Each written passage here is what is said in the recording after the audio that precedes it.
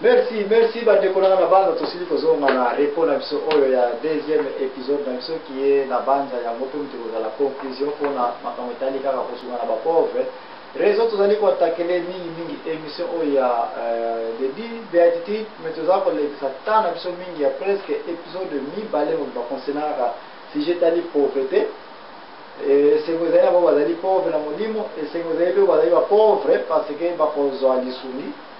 C'est parce que milliers na biso oya balango to lo baka lingala kikongo ba couleur ba race na biso qui est ba africain to iko mo ete continue na biso africain ya moto mtezali pe na retard mingi na mabele oyo pa ba continue nyonso concernant makambo tali pauvreté ya bwana si photo que ne 4 épisodes to ko tenter pe ko kende tikino oyo nzambe ya pesi biso esili ko koma na bisika na yango oyo ye moko nzambe alingira moto iko za la précédé.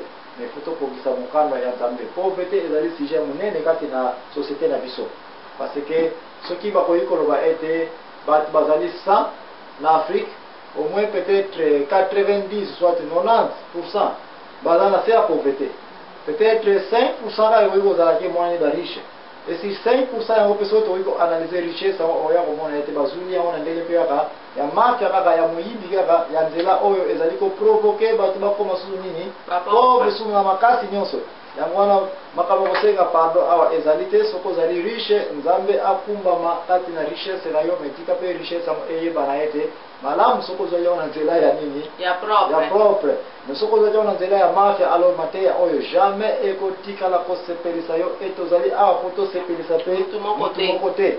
Et mission la vérité, je ne crois pas que tu as déjà pardon. Non. Parce que avant matin, on est comme à un niveau, vous allez bien filtrer, ba prêtre, ba sango, ba monseigneur, ba abbé, ba apôtre, ba disciple, ba prophète, pe yandenge, on va libérer ba prophète, et biso to collaborer ba prophète, sinon que limbisa biso me jour ko yoka eto zali prophète, to zali a poto clair mutute ko komela na yo biso yote. Parce que ba prophétie pe mingi ya lokuta sinon que makame bele pe to ko moneza ko leka na kati ya bangomba na biso désordre to ola na émission sa prophète ko ya ko moneza ba désordre mo za ko uta na bato ba ko nga nani ba prophète ba ndo bale ko bikola ka bana kindoki ba ndo bale ko bikola ka basi abatu bazana sima ya mali bala ba business ambale za ko marché même si mbala wala usaka kindumba na yo mo tenda ko kamu tazana sima ya wana ba prophète nyonso bolimbisa biso to acceptaka ba prophétie moko te. Toligo yoka teke frère Joachim émission la vérité nzamba pesi so prophétie na dans 2000 oy ba mama alléluia bolata bokosala bona biso kaka na biblia prophétie na bible donc to travailler na ba prophète te to ndima ka prophétie moko te ba prophétie ezali mais to ndima ka prophète moko te donc soki boza na prophète de ya village na bino ya kibokolo yango wana pe malam to lobite ko kima yeme biso na émission la vérité to ko zoyete mama ani poto tire conclusion na biso awa ekosenga biso tokende ti na bamakambo mosusu ya mikanda mosusu oyo ezali kolobela nini pauvreté parce que nani tosilisi makambo pauvreté te alleluya amen de tika na bisika oyo nzambe apambola bino mama ani amongo ozala na likambo ya suka okoloba po ponete bato ke tokozongela makambo etali pauvreté na place osuka esili yango oyo naningi koloba Bible lobi oyo a maltraitaka pauvre azoko blasphème nzambe donc ezali na proverbe 14:31 yes tobake ni kotanga yango ete soki na vie na yo omoni un pauvre bongo ozali ko maltraiter ye Bible lobi ozali ko blasphémer ozali ko chola nani nzambe biso te 14:31 oyo eza introduction ya conclusion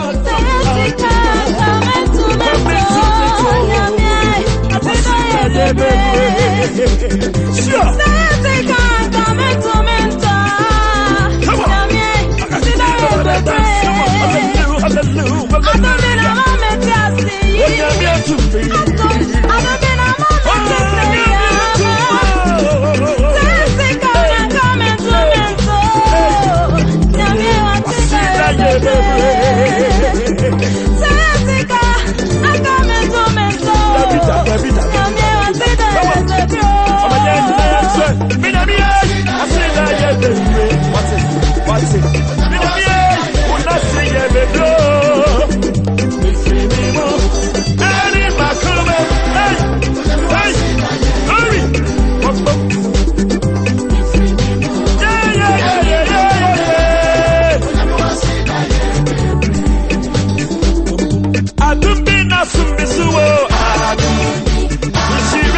Misuo.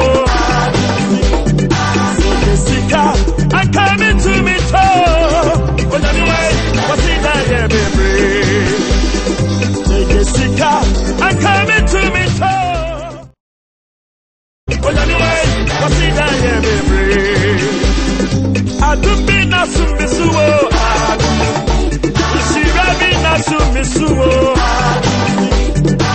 Jessica, I'm coming to me too. But anyway, what's in that baby? Jessica, I'm coming to me too. But anyway, what's in that baby? But anyway, what's in that baby? Me na me what's in that baby? I never come. But anyway, what's in that baby? Busia, I live in Medina.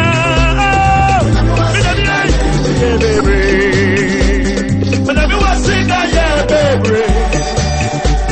But I was in that baby. I live at home. But I was in that baby. But I Busia, I live in Medina.